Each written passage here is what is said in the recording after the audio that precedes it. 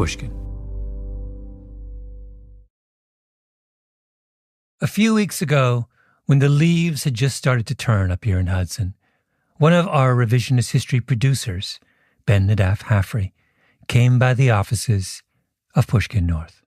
In the grand tradition of Revisionist history, he'd recently been flying around the country working on a story when an unexpected encounter got him thinking about something entirely different. I had a really unlucky day of travel a couple weeks ago. I was in San Francisco and I was trying to get to Los Angeles, but I had to rebook my flight because of an urgent work meeting that got moved. And when I got to the airport, I realized I'd rebooked it 2 weeks after I was trying to fly. And I was trying to save money. I got the cheapest ticket possible, so I could not change the flight. And so I just had to rebook on the cheapest flight I could find, which was a Southwest flight from San Francisco to Los Angeles via Las Vegas, which makes no sense. No sense. Absolutely no sense. No sense. So then I got on the air train going the wrong way. I wound up on this median strip of the highway. I was coming from a wedding and my suit bag broke. My suit was flying all over the place and just a bad luck day. But, I made the flight, wound up in Vegas, and they have all these slot machines in the airport. Just a dreadful airport, as you've recently pointed out. This was my first time in Vegas, and I had exactly $1 in my pocket. And I thought, my luck has been so bad. Surely it's time for it to change. And so having never played a slot machine before, I put the $1 in this kung fu slot machine and just promptly lost it. Just lost my $1 entirely. Okay. So defeated, I got on my flight on Southwest where they let you choose your seat. So I was just walking, resignedly down the aisle. And then I see an open seat next to an off-duty pilot, which suddenly made me think that my luck was changing. Because I was like, here is a chance for me to finally ask a question that I have for a very long time been obsessed with answering. Yeah. Why do all pilots have the same voice? Welcome to Revisionist History, my show about things overlooked and misunderstood. Today's episode is a conversation with Ben Nadaf Haffrey, digging into whether and why all pilots sound the same and what that might tell us about aviation and human nature.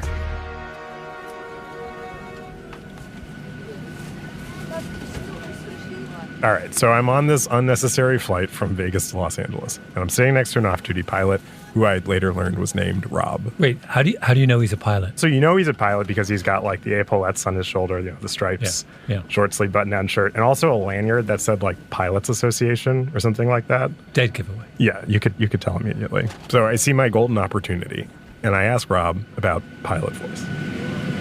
Do you have a sense that all people think pilots have the same voice? I definitely have a sense that there's a idea that we kind of make certain noises on the intercom. Jackpot. It's this. I guess my first question to you is: Do you share this sense? If I were to ask you, what does a pilot sound like? Is there a voice in your mind? 100%. I mean, it's the analogy is to in medicine it's bedside manner. Mm-hmm. And what is bedside manner? A lot of bedside manner is just the way in which the doctor addresses you. But I don't feel like there is a doctor's voice in the same way as there is a pilot's voice. No. I think there's a cultural understanding of what a pilot sounds like that doesn't exist for hardly any other social role. I mean, so I was thinking about this. You have all these pilots in the media, like Quagmire on Family Guy. Good afternoon, ladies and gentlemen. This is your captain, Glenn Quagmire. We're looking at about a 4.5-hour flight time today. Giggity. Or Matt Damon on 30 Rock. Well, folks, from the flight deck, it looks like it's going to be about another half hour, and then we'll be on our way. Yeah, so the sound is a universal component of pilot voice. Yeah, universal. And I mean, this is a thing I talked about with Rob. He does Oz all the time. Okay, so where does that come from? I think there's some truth to it. I mean, obviously it's not completely true, but we're up there, we're multitasking, and we get a little busy, and we're trying to make an announcement, and sometimes you don't really think about completely what you're going to say. You know the basics, but your brain's still putting it together, So it's just human nature, your brain's taking a pause. And in fact, he even copped to the fact that sometimes he does an extra long, he will actually draw out an All right, I have a couple of times, not often, but I have kind of drawn that out on purpose, whatever you would call that sound, just for fun, But like you said earlier, I have no idea if anybody in the back laughed or even picked up what I was throwing down. You think you've actually done an extra long, just not ridiculously long, but just enough to. What's an average length? Maybe something like that. That was long. Yeah, but you have to do it in a little bit of a lower tone than that, though. Well, I just want it's got to have that lower tone. Oh my God, Rob is a godsend. Rob is. I had such a bad day, and then I sat next to Rob, and I was like, I am being blessed right now. And I got off the plane, and I swear to God, when I was at the baggage claim, I walked by these two people who were talking in LA, and one of them was saying to the other person, well, the ancient notion of the Wheel of Fortune, right? And the other guy was like, no, what's that? And he was like, well, it's like fortune's a wheel. So you have your bad luck, and then it comes around to good luck. I swear to God. I was like, what is, did I die in Las Vegas? And then this is just purgatory is bouncing between these two airports. But then when I landed in Los Angeles, I was like, I should actually figure out if it's just me having watched too many movies and not flown in enough planes, and talk to some people and see what they say. What does a pilot sound like? What does a pilot sound like? Yeah, is there a pilot's voice? Yes. It's monotone and robotic. I think he's looking for an impersonation. Oh, you're going to do it. From start. Ladies and gentlemen, please fasten your seatbelts. I apologize for the rough air, but we should be through it here in about 10 minutes or so. And then you gotta drag them out aww. We should be through it in about 10 minutes or so. Aww. The time is 7 o'clock. Aww. Is this consistent with your sense of a pilot's voice? She was right, it's robotic.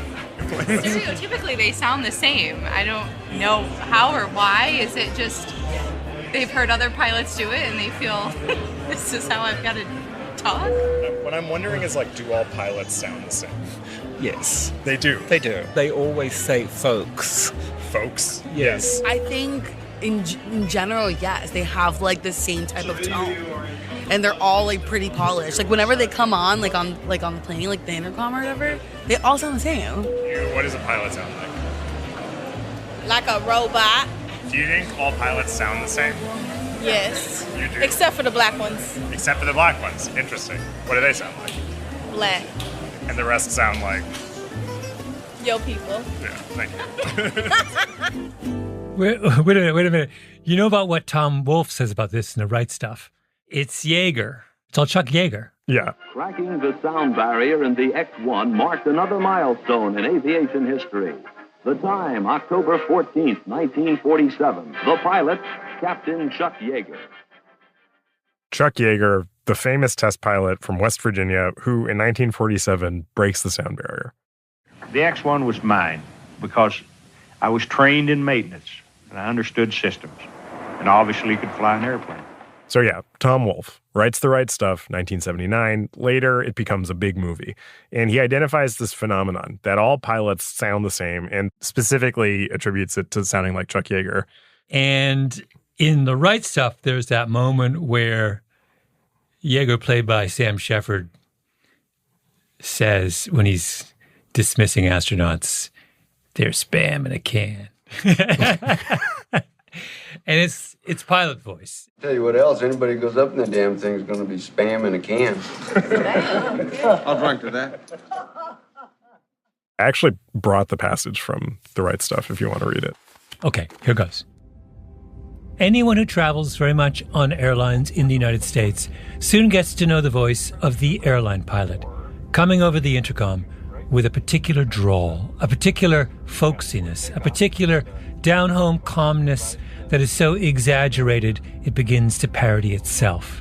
The voice that tells you as the airliner is caught in thunderheads and goes bolting up and down 1,000 feet at a single gulp to check your seatbelts because it might get a little choppy. Who doesn't know that voice? And who can forget it even after he is proved right and the emergency is over? That particular voice may sound vaguely Southern or Southwestern, but it is specifically Appalachian in origin. It originated in the mountains of West Virginia, in the coal country in Lincoln County, so far up in the hollows that, as the saying went, they had to pipe in daylight. In the late 1940s and early 1950s, this up-hollow voice drifted down from on high, from over the high desert of California, down, down, down, from the upper reaches of the Brotherhood into all phases of American aviation. It was amazing. It was Pygmalion in reverse. Military pilots and then soon airline pilots, pilots from Maine and Massachusetts and the Dakotas and Oregon and everywhere else began to talk in that Poker Hollow West Virginia drawl, or as close to it as they could bend their native accents. It was the drawl of the most righteous of all the possessors of the right stuff, Chuck Yeager.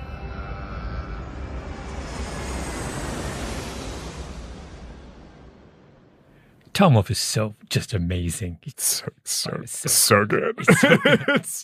He's just, it's just like, Tom Wolfe is just the best. Yeah. And I like that he's just, he was not in airports asking everybody if they agreed that all pilots sounded this way. He was just like, yeah, I got it. But I don't actually think that's a sufficient explanation. Okay. For what pilot voice is. Partially because, like, when was the last time you listened to Chuck Yeager? I don't think I ever have. I only know Sam Shepard. It's not the pilot voice. Source pressure still 15 seconds. I'm getting okay now. I got all the, I'll turn the Stilgraph data switch off. I believe there's some essential Yeagerness that is preserved in the pilot's voice, but it's not like a note for note replication of that thing. I'm as interested in word choice. So folks is clearly huge. There's I have someone at LAX also pointed this out specifically. What are other vocabulary choices that are central to pilot voice? Well, I think the euphemisms are huge. Yeah. So the near miss, bumpy air, choppy air. Diminutives, a little bit of turbulence, got a little bit of. Yeah. It's not lackadaisical, but it is. They do want to signal that these problems are so trivial that they can barely muster, normal levels of enthusiasm to. Yeah. It's just everything's just kind of. I've seen it all before. Yes. Kind of. Yeah. There's Can I do a little thing about the evolutionary basis for pilot voice? Yeah. So, stress. One of the things that stress does is raise your voice. Right? So one of the signatures of someone who is under a great deal of stress or experiencing a high anxiety moment is their voice rises in, is it pitch? It's also probably like, I bet your vocal cords tighten and then you become less resonant. Yeah. Also, I would suspect. There's, and so we're conditioned evolutionarily to interpret somebody with a kind of a high, fast speech cadence as being terrified. So the pilot necessarily has to be the person who speaks slowly and low if he's trying to communicate calm. You think people are you think people are making hires based in part on whether or not you have the right pilot voice? 100%. We already know that in every other job, some aspect of physical presentation matters hugely in who gets hired or not, right?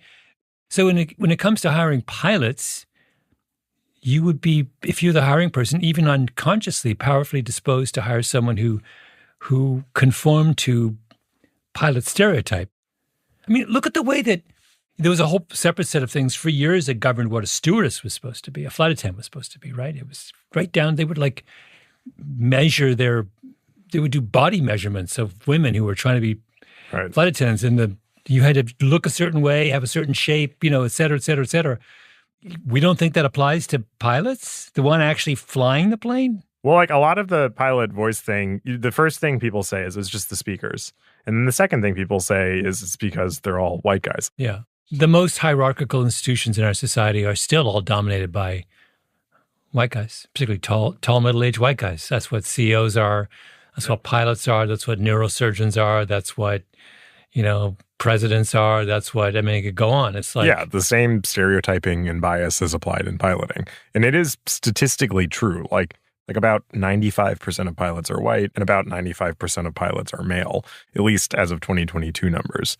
That is changing, but historically it has always been a very white male profession, and it continues to be so.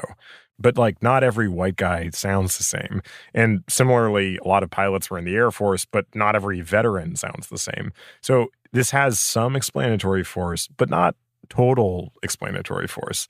There's still some weird extra kind of convergence happening even within this group. So this is where I think this all leaves us. There is an idea, at least, that there is a pilot voice. Tom Wolfe says it's Yeager, but I really don't think it's enough to say that all pilots are imitating Chuck Yeager. I mean, it is clear to me that there's an attitude of Yeager that has been preserved, but it's not really his voice. And I mean, Rob had not even heard Chuck Yeager. I certainly don't know what his voice sounded like. I can't think of it. I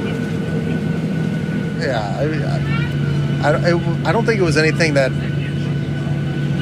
I consciously was doing, but I think you've got me thinking maybe I dropped my voice down a pitch. I think I do. Yeah. Didn't even realize it. So something's up. It's not just Chuck Yeager. What I'm interested in is, what does that voice represent, and how did it happen that they all sound alike? We'll be right back.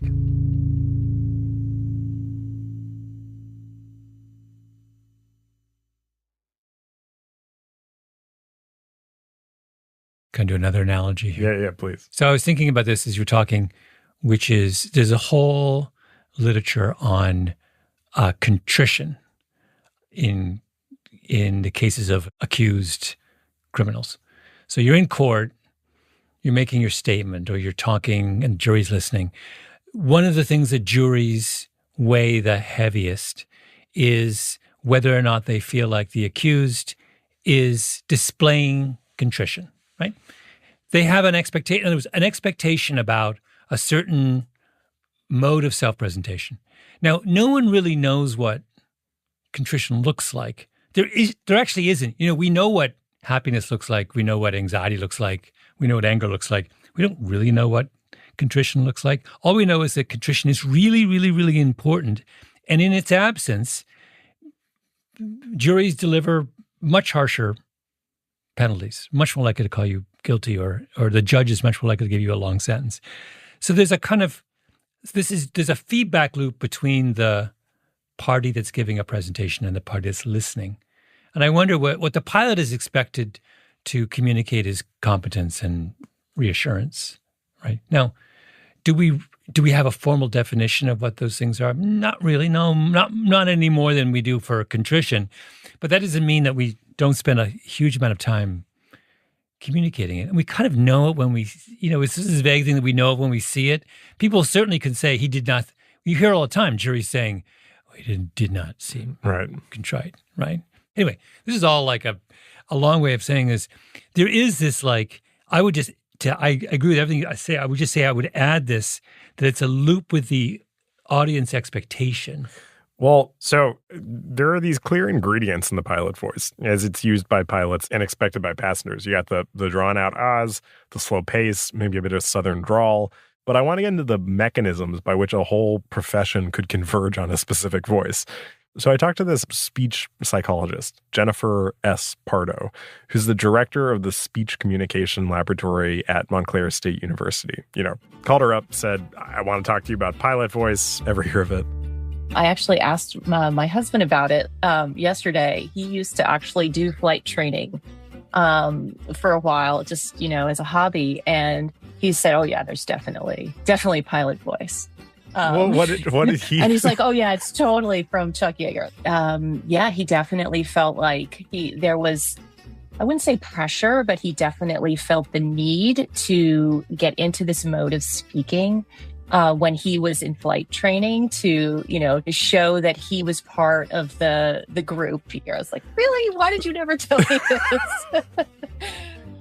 So Jen specifically works on something called phonetic convergence and also communication accommodation theory, which is basically, it's a theoretical frame for a thing that most of us experience. Like you go to London, as an American, you're there for 2 weeks, and by the end of the 2 weeks, you start there's some British mannerisms work their way into your speech. Communication accommodation is the study of what the mechanism of that is, how you sort of modify your way of speaking to belong to an in-group or to distinguish yourself from an out-group. And for pilots, it's something that could be happening basically unwittingly because of how much else they're doing in the cockpit. So research in phonetic convergence is trying to really pinpoint some of these internal cognitive mechanisms and how they play around with each other. And this idea of cognitive load and multitasking, right? If it's an automatic process, it's something that would be harder to suppress when you're multitasking. Jen studies this. So she actually looked at like roommates who live together in college and does the way they speak converge over the course of a semester, which often it does. But she said an interesting thing, which is we tend to think of communication as a one-way thing, like broadcasting functionally, but it is a two-way thing. So half of it is how you're communicating, half of it is how you're being perceived. Like if you really were to look at it, like really, really look at it, like take a recording, compare the recording, right, to other recordings, put it in a scientific setting, in a scientific experiment, you'd probably find more differences than similarities. But the similarities matter maybe more, right? So there is this other thing going on where socially or psychologically, because we believe it to be true, we look for evidence that it's true every time we hear it. And if we don't get the evidence from one aspect of the way the person is talking, we might see it in another aspect of the way that the person is talking, right? If it's not there in the vocabulary, it might be there in something about the sentence structure, or it might just be that they all went, right? It could just be one little thing that they're all doing, and we're like, okay, they did it, right? They did the thing. I do think that is a crucial element to the pilot voice thing. Of course, it's not true that all pilots have exactly the same voice, but insofar as the majority of people I've spoken to, most people you come across on the street, if you ask them this question, what does a pilot sound like, have the same voice in their mind. Some of that is just projection. And I think it's projection from a place of needing security, having the question in the back of your mind of your pilot, that Tom Wolfe question, like, do they have the right stuff? Yeah. And so there is that kind of, that's part of this projection thing you're referring to as well, like the expectation thing. But it's interesting because you see and interact with flight attendants, but you typically do not see the pilot until the plane has safely landed. So the only point of contact you have with your pilot up till then is the voice. Yeah. Which they're also aware of. And also it's this crazy situation of they are speaking to several hundred people, all of whom have some kind of background anxiety about flying, which is, in my opinion, just a completely unnatural thing to do. Like, we were not given wings for a reason. Yeah. So you're rocketing through the air in this metal tube, and human error is the number one cause of plane accidents. So you only have the pilot's voice as a way of judging how competent this person is at their actual job, which is something they also are aware of.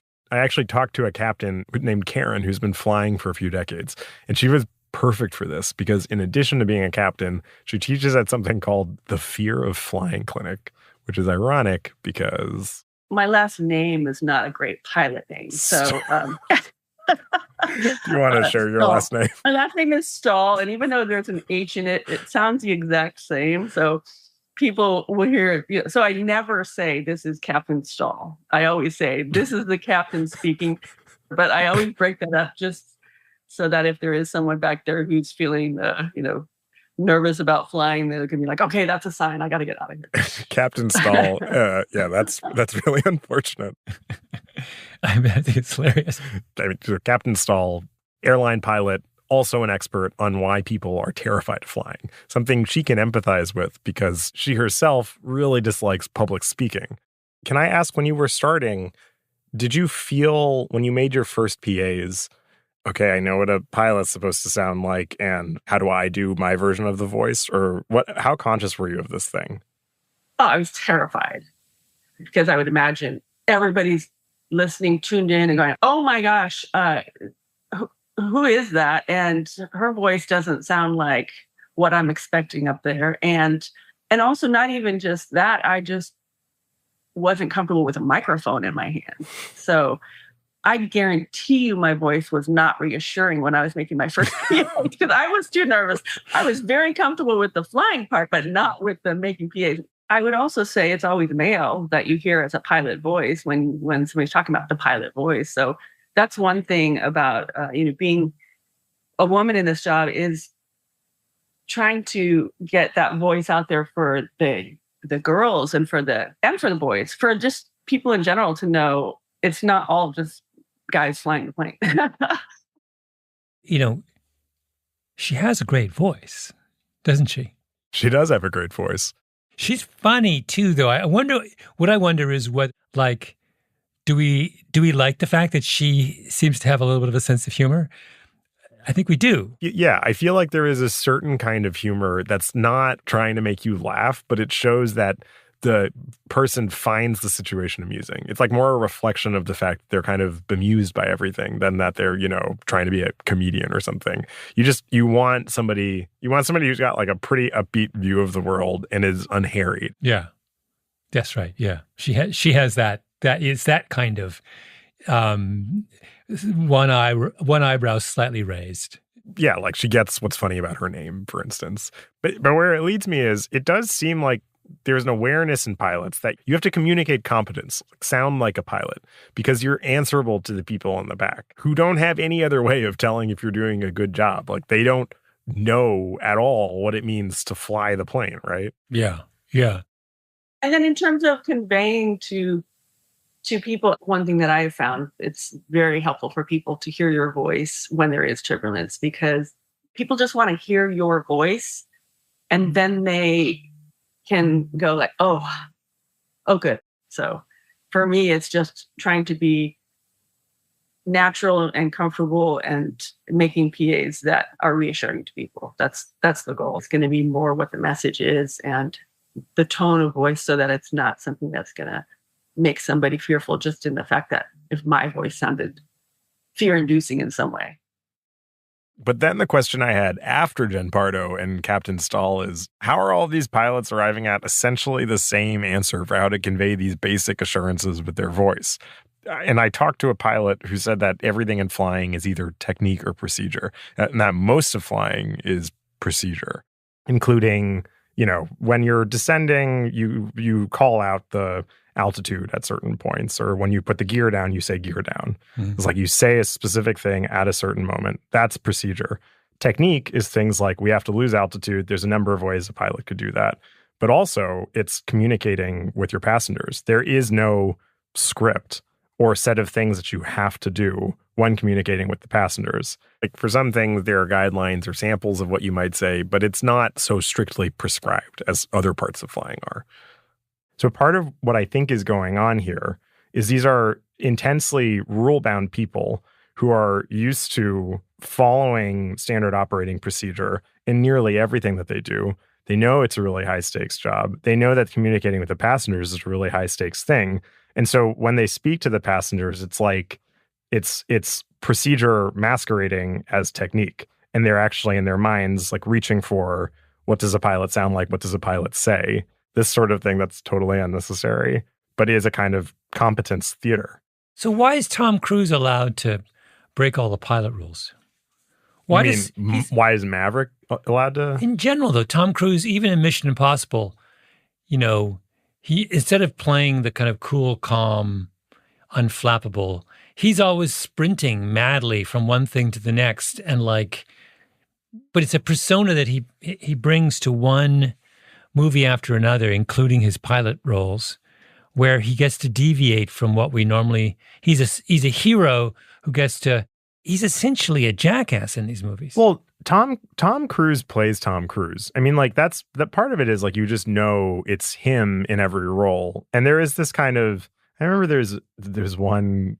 I forget what movie they were reviewing. I think it was a New York Times review of a Tom Cruise movie. It was this has nothing to do with the pilot thing, but so much of the cultural narrative around him right now is he's the last movie star. He cares so much about movies. He's going to do all his own stunts and get us to come back to the theater just by his charisma. because he has that thing that we've lost from our culture and all of this, Marvel movie mayhem. But the fact is, Tom Cruise used to be really charming. Like, it used to be in the 80s, I feel like 80s and 90s, Tom Cruise was really charming on screen. And now he is functionally just a Marvel movie, but in human form. Like, he does the Marvel thing, but just with his own body as opposed to with VFX. He just is kind of an impressive athlete. Well, but this does tie into what we're talking about, because a key part of his persona is visible effort.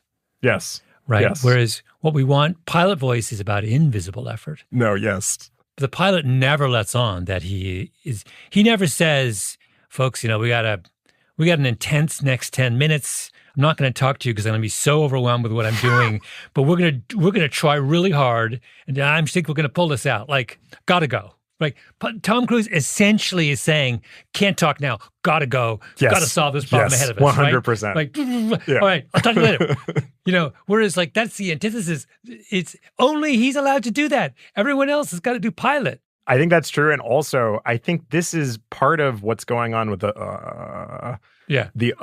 one explanation for it is they get all the information that they're reading out to the passengers, all the unnecessary information nobody cares about. Like, oh, that's like too many knots. I wish there were fewer knots and wind in New York City. Like, they are translating it in some cases from whatever code it's in, and they're thinking, and they don't want to let dead air happen. So they just stretch out the So the is when some sort of mental effort is taking place, but it's not being disclosed. Oh, I always assumed the was just a deliberate affectation to suggest that they are in no hurry. I think that's what it is, but it also fills space when they are doing something else.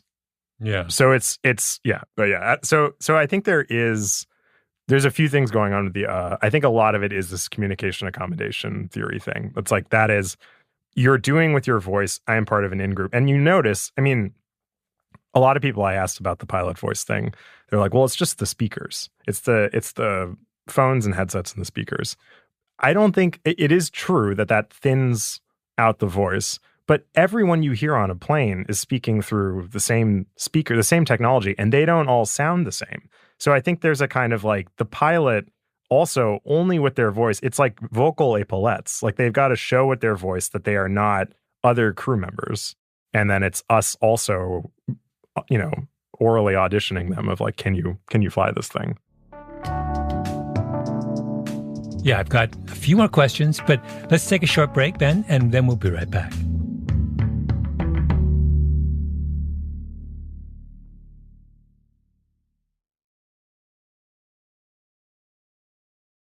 Okay, we're back. I do. There's one other thing that's interesting to me. Are you familiar with the sterile cockpit rule? Keep going. This is a regulation that came about after a famous crash in 1974. This is actually this is the plane that Stephen Colbert's father and two of his brothers were on when it crashed. Oh, wow. And when the regulators reviewed the flight records, listened to the black box, one of the things they concluded is that the crew was distracted by conversation. And specifically by small talk. I think the line is something like, on everything from used cars to politics. And this was one of a series of accidents that had happened in this way. And so in response to this, the FAA created a rule, or a set of rules that are colloquially known as the sterile cockpit rule, which is just about what it takes to create a distraction-free environment in the cockpit during crucial moments of flight. To this day, most of the violations of the sterile cockpit rule are conversation. So there's like this is one citation. This very senior captain was about to leave on a scuba diving trip and talked nonstop to his female jump seat rider upon discovering she was also a diver. This altitude deviation could have been prevented entirely if this particular captain had paid attention to his job and observed some approximation of the sterile cockpit below 10,000 feet. This, I think, feeds into the technique versus procedure thing of, if you are a pilot, you are aware that even though what you say to the passengers is not scripted and rule-bound, your communication is an incredibly high stakes thing, which I think is another factor in why you might sort of subconsciously reach for a cultural script about how you should sound and what you should say. And it's partially because, this is your captain speaking. So much of the voice is about projecting authority over this mini society in the air. Yeah. And made even more pronounced by the fact that post 9/11, now the pilot's not allowed to leave the cockpit. So pre 9/11, you saw the pilot, he was often standing by the door when you came in, and he was most definitely there when you left. And sometimes one of them would come back. I remember they would come back mid-flight, say hello, walk around. Oh, yeah. I mean, so he was, but he was very much, he's also in character in those moments. Mm-hmm. He's in that uniform, and he's dispensing the same kind of aw shucks reassurance and wisdom. Right. But the disembodied voice is a really modern, it's the last 20 years. That's really interesting. That would suggest that there's more pressure. Theoretically, there would be an increase in pilot voice in the last 20 years. Or at least it would explain persistence of pilot voice. Right. Even as it becomes a more diverse profession. Yeah. Right. It persists because that's all it got. Right. Yeah. I wonder if it's a crazy time to be flying right now. The past summer was a historically bad time to fly. There's all this nutty weather. There's all these delays. There was the New York Times investigation that showed near misses are happening way more often than anyone thinks. And then a Washington Post investigation a week later that said thousands of pilots are claiming disabilities to the VA that if they were disclosed to the FAA would make them unfit to fly. So it feels very much like flying is a house of cards right now. It's not dangerous. It is not actually dangerous to fly. It's statistically quite safe to fly, but it is a highly pressurized moment in flight, which is why I think it's kind of an interesting time to think about the pilot's voice thing. There's a lot of pressure on that voice right now. There's also a really big pilot shortage, and then there's also the rise of AI simultaneously. And there are companies that are basically trying to replace pilots. And I was reading this NASA presentation that raised the question of whether we should automate pilots, because human error is once again the number one cause of flight accidents. And what he concluded was pilots may cause problems, but they also, through their human ingenuity and their ability to basically have the right stuff, can fix problems too. And a lot of flying is already on autopilot. So when you really need a pilot is when something unexpected happens, when your luck changes and something goes totally wrong. Which, brings me to the last thing I want to play you today, which is, have you ever listened to the flight deck audio of The Miracle on the Hudson of Sully communicating? No, I never have. It's not him communicating to his passengers, but it is him communicating from the flight deck. This was the famous emergency landing in 2009 when Captain Sully Sullenberger landed his Airbus A320 in the Hudson River after some birds got caught in the engines. And to me, it illustrates the ideal that I think the pilot voice is in its essence conveying. Not a Chuck Yeager impression or some classic male stereotype, but a human ideal about our ability to solve even the hardest problems under the greatest stress. This is Cactus 1539. Hit birds to lost thrust on both engines, returning back towards LaGuardia. Okay, you need to return to LaGuardia. Turn left heading up 220. 220. Sorry, stop your departure. It's got emergency returning. It's 1529. He bird strike. He lost the thrust in the engines. He's returning immediately. Cactus 1529. Which engines? He lost thrust in both engines, he said. Got it. Cactus 1529. If we can get it for you, do you want to try to land 1013? We're unable. We may end up in the Hudson.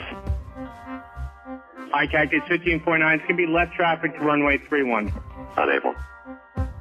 The unable fantastic I'm sorry, Dave, I can't do that. Is the robot voice. That's 100% 2001: A Space Odyssey. Unable. I'm not sure we make any runway. What's over to our right? Anything in New Jersey? Maybe Teterboro? Okay, yeah, off your right side is Teterboro Airport. Do you want to try to go to Teterboro? Yes. Teterboro, Empire. Actually, LaGuardia departure guy, emergency inbound. Hey, guys. Cactus 1529 over the George Washington Bridge. Wants to go to the airport right now. Wants to go to our airport. Check. Does he need assistance? Yes. It was a bird strike. Can I get him in for runway 1? Runway 1, that's good. Cactus 1529, turn right 280. You can land runway 1 at Teterboro. We can't do it. Okay, which runway would you like at Teterboro? We're going to be in the Hudson. I'm sorry, say again, Cactus? We're going to be in the Hudson. It's just, he's so awesome. It is incredible. That's just unable.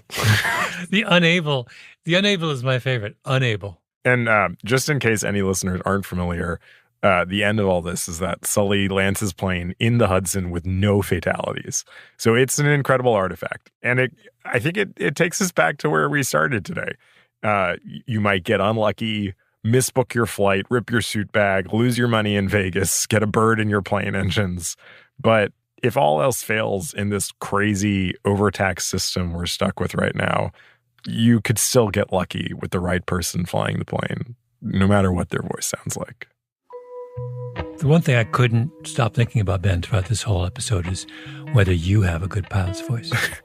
Well, yeah, someone in the airport said she thought that, I asked her what does a pilot sound like. She was like, you sound like a pilot. And I really don't think that I do. But do you think you have a good pilot's voice? Do I think I do? I do too much, too many volume shifts. Yeah. So it's not, I need my hands as well to communicate properly. There's all kinds of reasons I think I would fail as a pilot, those being the principal ones. Yeah. I think I would chiefly fail at flying the plane. I flew a plane only once, and in the presence of an experienced co-pilot, and my co-pilot was a rabbi who flies on the side.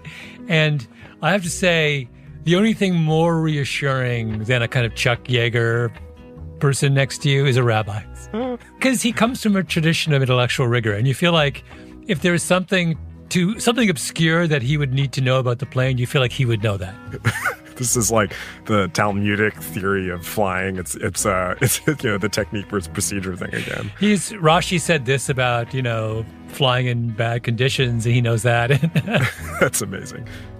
All right, well, thanks for this, Malcolm. All right, Ben. Oh, I have one last bit of Rob to play us out. Any pilot voice sign-offs? Ooh.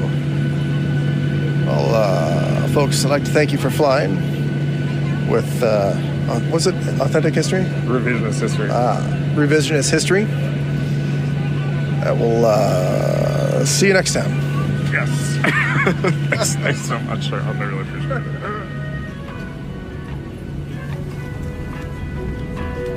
Folks, this episode of Revisionist History was produced by Ben Haffrey, Jacob Smith, and Tali Emlin.